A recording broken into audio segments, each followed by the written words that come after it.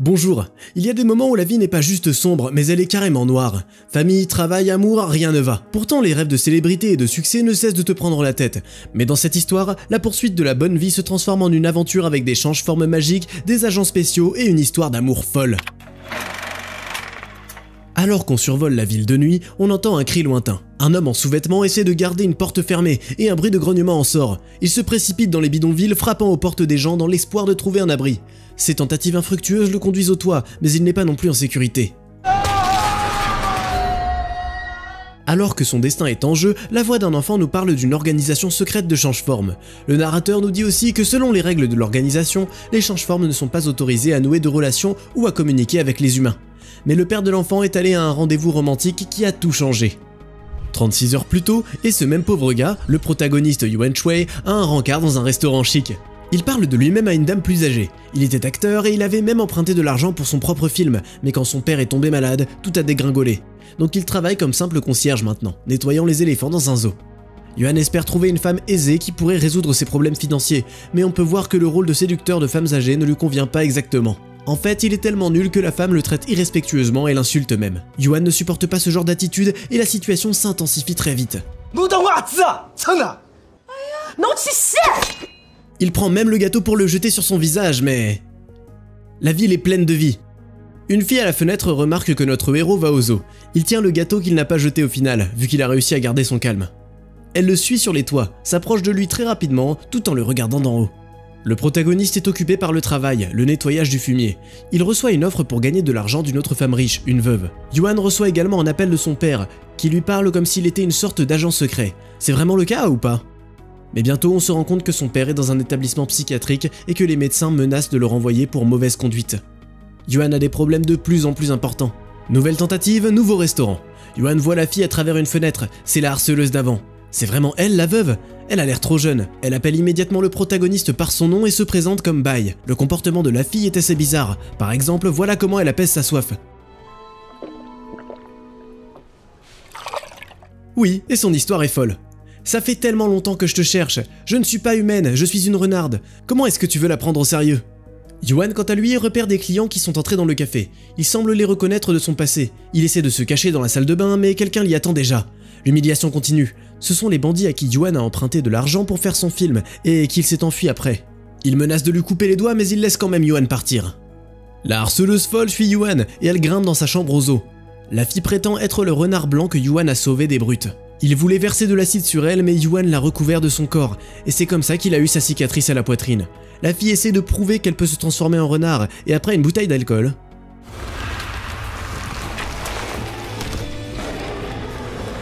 Une renarde ivre et énorme apparaît devant notre héros. On n'arrive pas à savoir si elle veut faire un câlin ou attaquer. Dans tous les cas, le renard égratigne Yuan et déchire ses vêtements. Et on se retrouve dans la scène d'ouverture du film. Là, il est temps de présenter un nouveau personnage, Hong. L'élégant capitaine d'une agence locale, le bureau de transfiguration, rassemble une équipe de subordonnés pour attraper le contrevenant, la fille renarde. Après tout, il est interdit aux change-formes de se montrer aux humains. La renarde maladroite continue de faire des ravages dans toute la ville, alors que Yuan essaie de sauver la dernière chose qui lui reste, sa vie. Les agents du bureau se précipitent sur la scène du crime, et alors que la renarde rattrape le protagoniste sur le toit, Yuan tombe mais est sauvé au dernier moment par le capitaine Hong. A l'aide de robots-mouches, les agents effacent les souvenirs de tous les témoins de la poursuite. Oui, ces change-formes utilisent non seulement la magie de la transfiguration, mais aussi une technologie de pointe. La renarde reprend sa forme humaine et détruit la mouche qui était censée effacer la mémoire de Yuan. La fille dit que tout ça est arrivé parce qu'elle veut l'épouser. Bai et le capitaine Hong sont évidemment de vieux amis, donc la fille n'est pas en danger de quoi que ce soit, sauf peut-être d'un coma éthylique. Les change-formes emportent la renarde et Yuan reste seul dans la rue. Le lendemain, Yuan est chez les voyous dont la mémoire a été effacée, et cette fois aussi, Bai le sauve avec son apparence. Elle transforme sa tête en renard et fait fuir les criminels. Yuan s'enfuit aussi cependant. Les agents doivent une nouvelle fois faire face à une violation des règles, sinon leurs directeurs seront insatisfaits. Bai rattrape Yuan, détruit la mouche qui efface la mémoire et lui parle du bureau des transfigurations. Elle essaie de le séduire une nouvelle fois, et Yuan, en attendant, admet que son père était gardien de zoo. Voilà pourquoi il a sauvé le renard Bai dans son enfance. C'est une espèce rare après tout. Bai sort toutes ses techniques pour épouser celle qu'elle a choisie, mais Yuan s'enfuit à nouveau. Le capitaine Hong et son équipe se font passer un savant par la direction après tout. Le commissaire Yoon fait irruption dans le bâtiment et interroge Hong, comprenant qu'il cache une violation. Le commissaire ne tolérera pas les relations entre change-forme et humains. Il est contre le mélange sanguin, surtout pour une espèce aussi rare qu'un renard argenté de l'Arctique. Il empoisonne un subordonné qui n'est pas d'accord avec lui et l'emmène. Yuan est encore en rencard. Deux filles qui s'aiment sont obligées de cacher la relation à leurs parents et de demander au gars d'organiser un mariage fictif avec l'une d'elles. Elles ont également besoin d'un enfant apparemment. Yuan accepte presque quand... Bai arrive et annonce audacieusement que Yuan est déjà son mari. Il se met en colère et la traite de monstre, disant qu'elle ne connaît rien à l'amour. Et qu'il est tellement pauvre qu'il aura des bébés avec n'importe quelle personne qui lui donnera de l'argent. Après ces mots, Bai recule enfin. Notre héros rentre chez lui, déçu. Le commissaire Yoon l'attend déjà dans une ruelle sombre. Il explique que les change-formes sont nés d'un ADN qui a été transporté par un vaisseau spatial qui s'est écrasé sur Terre et a tué tous les dinosaures. Auparavant, les change-formes vivaient dans des endroits reculés auxquels les humains ne pouvaient pas accéder. Maintenant, ils vivent parmi nous, et certains d'entre eux ont même réussi à devenir des acteurs célèbres. Le commissaire dit qu'il doit attraper Bai, et Yuan est la personne qui peut l'aider avec cette mission. Pas gratuitement bien sûr, ils vont rembourser toutes ses dettes, et même lui donner un peu d'argent en plus. Yuan reçoit une seringue avec du poison qu'il doit injecter dans le corps de Bai. Yuan prend son temps pour retrouver Bai, et essaie de récupérer les deux filles pour un faux mariage en attendant. Mais il croise Bai dans le parc, où elle travaille à temps partiel comme ramasseuse d'ordures. Elle n'a pas abandonné ses rêves bien sûr, c'est seulement pour aider Yuan à payer ses amendes et ses factures. On dirait que ça touche Yuan et il lui explique que ça ne suffira pas. Mais de belles filles comme elle se font payer une belle somme dans le club de divertissement local pour les gens riches. Encore une fois, il lui raconte comment il a essayé de devenir acteur il y a 5 ans, mais qu'il n'a pas réussi, et qu'un producteur qui se disait être fan de Yuan lui a donné de l'espoir et l'a forcé à s'endetter. Bai écoute attentivement et... On dirait que la fille parvient à vraiment toucher son bien-aimé. Et pendant qu'il hésite, elle s'en va et se rend au club pour rembourser ses dettes. Elle parvient à attirer l'attention d'un millionnaire, et l'argent est presque dans sa poche. Elle est arrêtée par Yuan. Maintenant, il est jaloux. Puis les agents du bureau parviennent à retrouver nos héros, même dans un endroit comme celui-ci. Après avoir endormi le personnel du club, le commissaire attrape un autre change-forme qui a des relations avec les humains, un papillon. Bai et Yuan s'enfuient et s'ouvrent l'un à l'autre. Il lui montre la seringue empoisonnée et elle lui confesse une fois de plus son véritable amour. C'est leur premier baiser. Après son retour à la maison, Bai organise un rituel de mariage scellant leur relation avec du sang et un serment. Au lieu de bagues de mariage, ils ont des cicatrices sur leurs paumes. Pendant que Yuan dort, Bai répond à l'appel du père de Yuan, qui est à l'asile, et le calme. En attendant, le papillon du club ne cède pas au chantage du commissaire, qui exige qu'elle diffame certaines personnes.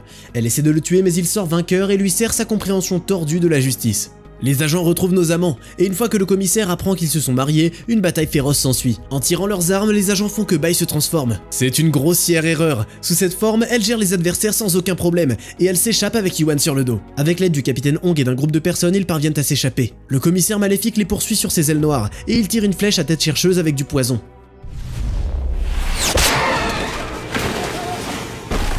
Maintenant, c'est Yuan qui porte Bai sous sa forme humaine. Avant de s'évanouir, Bai appelle sa connaissance qui se précipite au secours des protagonistes. Elle s'avère être non seulement une actrice célèbre, mais aussi une guérisseuse et les blessures de Bai se referment rapidement. L'actrice aide ses amis à s'abriter sur le plateau où il tourne une scène de combat. Le commissaire Yoon se faufile aussi. Avec lui, il amène le père kidnappé de Yuan. La menace marche et Bai se sacrifie pour sauver les hommes injectant du poison dans sa gorge. 3 mois passent et Yuan n'a toujours pas retrouvé Bai. Ses dettes ont été remboursées et il vit dans un bel appartement, mais il est toujours malheureux. Son père encourage son fils à prendre un risque encore plus grand et à atteindre enfin son objectif. Yuan retourne au zoo où le capitaine Hong l'attend.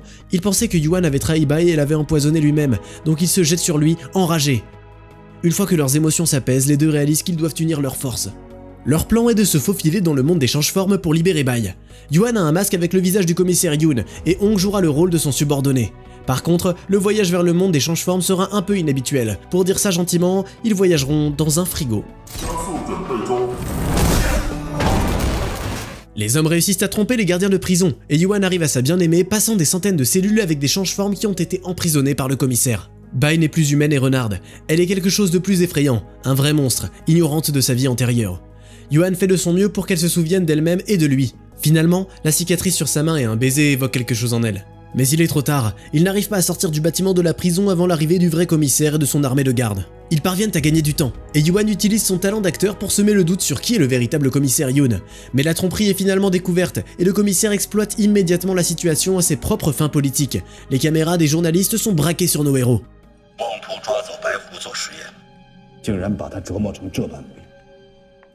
Mais même ce plan irréprochable s'effondre quand des gens qui ont été retirés des plateaux de tournage à cause d'un bon maquillage et qui ont été pris pour des change-formes sortent du tunnel en plein milieu du hall.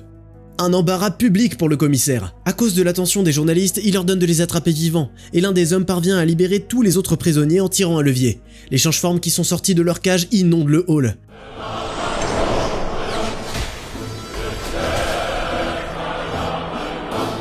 Bai n'a toujours pas retrouvé la raison, mais elle reconnaît Yuan qui est venu la sauver. À ce stade, le commissaire explose et, volant au-dessus de la foule, commence à tirer sur tout ce qu'il voit avec son arbalète. Hong et Yuan arrivent à le remettre à terre, où les change-formes se jettent sur lui.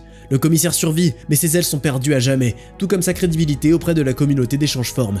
Avec un dernier effort, il bondit sur Yuan et le poignarde. Bai riposte en jetant le commissaire par la fenêtre, mais il est trop tard. Le commissaire est envoyé dans un hôpital psychiatrique, diagnostiqué avec de la schizophrénie. Hong prend sa place, et les humains et les change-formes vivent dans la paix et l'harmonie. Mais qu'est-il arrivé à Yuan et Bai? Bien sûr qu'ils sont en vie et qu'ils vont bien.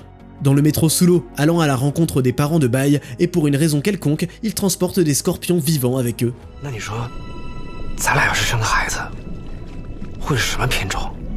Tiens, dis-moi dans les commentaires, qu'est-ce que tu as fait pour obtenir l'amour de ton ou ta partenaire? D'ailleurs, n'oublie pas de t'abonner à la chaîne et de liker cette vidéo, pour qu'on puisse te raconter encore d'autres histoires.